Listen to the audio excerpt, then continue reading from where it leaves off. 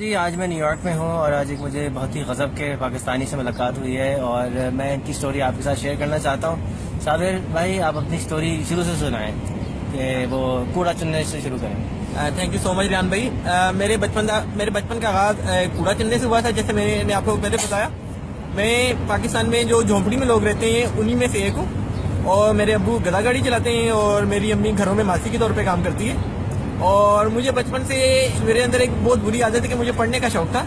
और जब मैं कूड़ा चुना करता था तो मैं कूड़ा चुनने के अलावा अखबारों को पढ़ना शुरू कर देता था, जिसकी वजह से मुझे डांट भी पड़ती थी और लोग मुझे समझते थे कि मेरे कज़न कि मैं पागल हो गया हूँ, मेरा दिमाग काम करना छोड़ गया और मैं कुछ नहीं कर सकता और वक्त ज़ाया कर रहा हूँ अखबार पढ़ने में। मगर मेरी जिद ने मुझे आखिरकार एक स्कूल तक पहुँचा दिया और मेरे ख्याल में ये मेरी ज़िंदगी का एक बहुत ही मुख्तलिफ मोड़ है, क्योंकि मैं अपनी कम्युनिटी में, जिसे लोग मुसल्ली, चंगड़, चूड़े कहते हैं, उसका पहला पढ़ा लिखा बंदा हूँ जो अंग्रेजी में भी बात कर सकता है। और मैंने पढ़ना शुरू कर दिया। इस तरह मुझे जो मेरी रूटीन होती थी, मुझे अपने माँ बाप को पैसे कमा कर देने होते थे। मैं सुबह सुबह उठता था, अपना कूड़े का बैग पकड़ता था और मैं मुख्तलिफ मार्केटों में, घरों के सामने जहाँ भी मुझे कूड़ा मिलता था, प्लास्टिक, लोहा, टिन, जो भी बोतलें मिलती थी, गत्ता मिलता था, मुझसे चुना करता था। उसके बाद अपने घर आता था, उसको कूड़े को रखता था, हाथ मुंह धोकर स्कूल की तरफ भाग जाता था और सारा दिन उधर स्कूल में गुजारा करता था।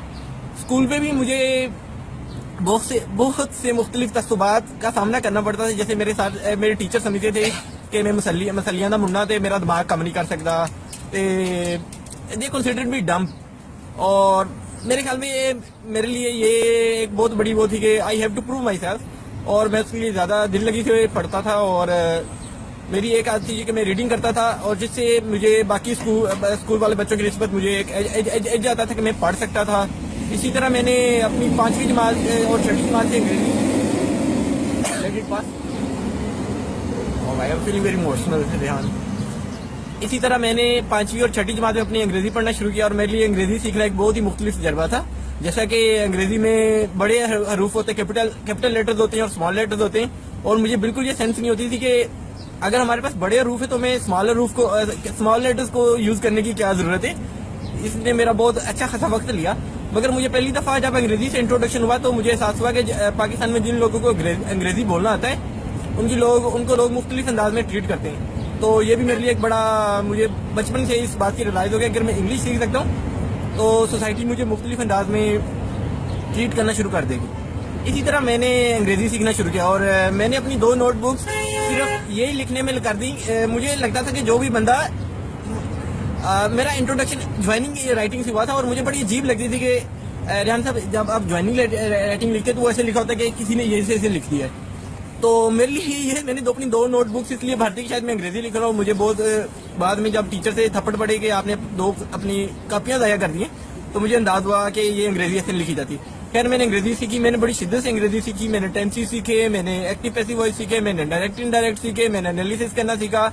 मैंने एक ग्रामर पढ़ी जो एक इंडिया से उस वक्त मिला करती थी, हाई स्कूल ग्रामर कंपोजिशन, और इसे रैंड एंड मार्टन ने लिखा था, जो बहुत ही जबरदस्त है। मैं बच्चों को भी अभी भी रिकमेंड करता हूँ ट्यूशन पढ़ाते हुए। तो इस तरह मेरे अंग्रेजी का सफर जारी हुआ और मैं 8वीं जमात में मैंने अपने बोर्ड के पेपर दिए तो मैंने अपनी जमात में मैंने टॉप किया। मैंने 674 नंबर लिए थे 800 में से, और मुझे पहली दफा रोटरी क्लब ने 300 रुपए की स्कॉलरशिप दी और मैंने अपनी 9वीं 10वीं की किताबें और यूनिफॉर्म खरीदा। इस तरह मेरा ये सफर जारी रहा। मगर अब मुझे अंग्रेजी पढ़ना लिखना आ गया तो इसका सबसे बड़ा फायदा ये हुआ कि मैं अपने साथ जो मेरे साथ क्लास फेलोज थे उन्हें ट्यूशन पढ़ाना शुरू हो गया। मैं उनके घरों में जाने लग पड़ा। मैंने सुबह कूड़ा चुनने की बजाय सुबह घरों में अखबार फेंकने शुरू कर दिए। जहाँ मेरी अम्मी काम करती थी मैंने वहाँ जाकर गाड़ियाँ साफ करना शुरू कर दी।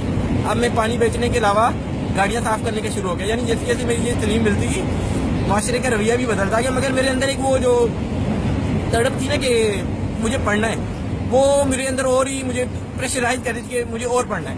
मैंने साथ साथ ना सिर्फ अपनी स्कूल की किताबों के अलावा मैंने रशियन लिटरेचर पढ़ना शुरू कर दिया। मैंने जो भी मुझे मिलता था वो पढ़ना शुरू कर दिया। मैं इसमें एक बचपन का वाकया कोट करना चाहता हूँ कि जब मैं 7वीं जमात में पढ़ता था तो मुझे अभी तक याद है कि मेरी अम्मी घरों अपने सर पे एक बहुत बड़ी किताबों का दत्ता लिए हुए आई, क्योंकि पाकिस्तान में जो लोग बीकन हाउस में या लाहौर ग्रामर स्कूल में पढ़ते हैं उनकी किताबें बिल्कुल मुख्तलिफ थी।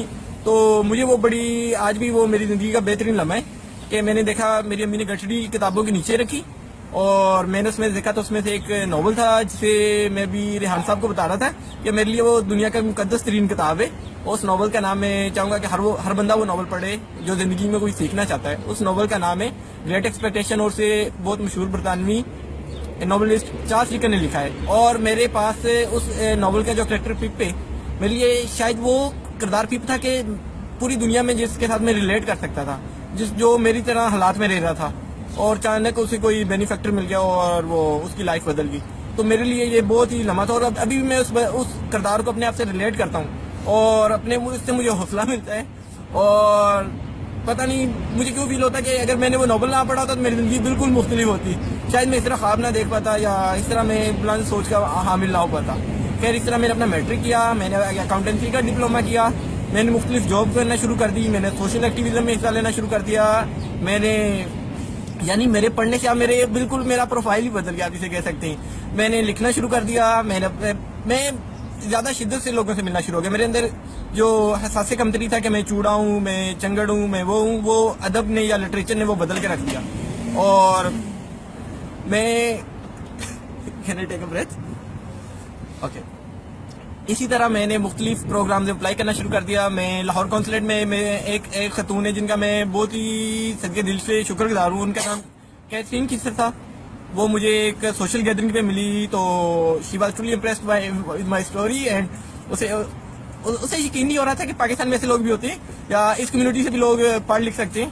तो उन्होंने मुझे एक फेलोशिप की प्रोग्राम का अप्लाई करने को कहा। तो मेरे लिए ये एक बहुत ही बड़ा था क्योंकि मैं आई वाज सो कंफ्यूज कि मुझे अंदाजा नहीं था कि मैं इसके लिए सिलेक्ट हो सकता हूँ या नहीं हो सकता हूँ। खैर, आखिरी रोज मैंने उसके लिए अप्लाई किया। मैंने उनसे रिक्वेस्ट की कि मेरा कोई लेटर ऑफ रिकमेंडेशन लिख दें क्योंकि मेरा और कोई जानने वाला तो है नहीं जो मेरा लेटर ऑफ रिकमेंडेशन लिख सकता हूँ। तो उन्होंने मेरा लेटर ऑफ रिकमेंडेशन लिखा। किस्सा मुख्तसर कि मैं उस प्रोग्राम के लिए सिलेक्ट हो गया। नवंबर 2012 में मैं अमेरिका में आया और उस वक्त प्रोग्राम का क्या नाम था? मैं उसका नाम नहीं लूँगा। नवंबर 2012 में मैं अमेरिका में पहली दफ़ा आया और ये फेलोशिप थी अटलांटिक काउंसिल में इमर्जिंग लीडरशिप प्रोग्राम था जिसमें 15 लोगों को पूरे पाकिस्तान में से चुना गया और लकीली मैं भी उसमें सेलेक्ट हो गया। और जब यहाँ आया तो जब प्रेसिडेंट ओबामा के इलेक्शन हो रहे थे, हम मुख्तलिफ जगहों पे गए। वहाँ पे हम लोगों ने मुख्तलिफ जगहों पर इलेक्शन ऑब्जर्वेशन करने के लिए गए। तो मेरे लिए एक बहुत ही मुख्तलिफ तजर्बा था। जैसा कि मुझे पहली दफ़ा अंदाजा हुआ कि जमहूरियत के इस मुल्क को क्या फ़वाइद हैं, लोग कितने रिस्पॉन्सिबल हैं, हर आदमी वोट करने जा रहा है और एक सिस्टम में सॉरी रिपीट नहीं, मुझे मेरा अपॉइंटमेंट हो जाएगा तो we need to conclude. Okay. तो मैं इस तरह मैं ये पहला अमेरिका की मेरी विजिट थी। खैर, मैं इस विजिट से मेरे लिए सीखने के लिए बहुत कुछ था और इस विजिट ने मेरी हिम्मत बनाई कि मैं मुख्तलिफ और काम करूँ। जैसा कि मैं अभी अपने झोंपड़ी में अपने स्लम्स के या झोंपड़ियों में मैं अभी मोबाइल टॉयलेट बना रहा हूँ क्योंकि मैंने बचपन में अपने देखा कि हमारे बहुत से रिश्तेदार या दूसरे झोंपड़ियों वाले सिर्फ कोलरा हैजे से और डायरिया से और हेपेटाइटिस से फोत हो गए। उन्होंने बिल्कुल पता ही नहीं था क्योंकि वो ज़्यादातर लोग जो होते हैं वो खुली जगह पे ही पेशाब और पखाना कर देते हैं और वही पखाना जो पेशाब होता है वो उनके पीने के पानी में मिल जाता है और जिससे बड़े बूढ़े बच्चे औरतें जो होती हैं वो बीमार हो जाते हैं और it's a truly life taking disease. They are just getting life taking disease through this impure water. और मैं उनके लिए मोबाइल टॉयलेट कायम करूँगा और मेरा इरादा है कि मैं उस मोबाइल टॉयलेट्स को उसके जो ह्यूमन वेस्ट उनका होगा उसको मैं बायोगैस में या फर्टिलाइजर में बायो फर्टिलाइजर में कन्वर्ट करूँगा। ना सिर्फ उनकी ये सैनिटेशन की प्रॉब्लम हल होगी बल्कि उनको थोड़ी सी उससे इकोनॉमिक असिस्टेंस या बायोगैस अगर मिलेगी तो हम प्रोड्यूस करेंगे तो उनकी एनर्जी नीड्स भी मीट हो सकती है। Thank you so much Rihan साहब। आप डू स्कूल में क्या करें? यहाँ डू स्कूल में कैसे पहुंचे? डू स्कूल में मुख्तलिफ सोशल एंटरप्रेन्योर से यहाँ पे आइडिया कंपटीशन कराया जो कि यहाँ न्यूयॉर्क सिटी में मेयर का ऑफिस है जो लॉन्ग टर्म प्लानिंग और सस्टेनेबिलिटी का काम करता है। उसके थ्रू क्योंकि काम करते हैं कि न्यूयॉर्क सिटी में तकरीबन हर रोज 7 मिलियन कॉफी कप होते हैं वो सड़कों पर फेंक दिए जाते हैं या डस्टबिन में फेंक दिए जाते हैं। और न्यूयॉर्क सिटी की जो बहुत बड़ा खर्चा है वो इस कूड़े को या इस रियूजेबल कप्स को लैंडफिल में भेजने में खर्च हो जाता है। तो मैं उन खुशकिस्मती से 18 लोगों में शामिल हूँ जो इस सोशल वेंचर के लिए सिलेक्ट हुए और मैं यहाँ 10 हफ्तों के लिए हूँ। आज मेरा 9वां हफ्ता शुरू हो चुका है और अब मुझे न्यूयॉर्क की समझ आना शुरू होगी और अब मैं वापस जा रहा हूँ। That's it.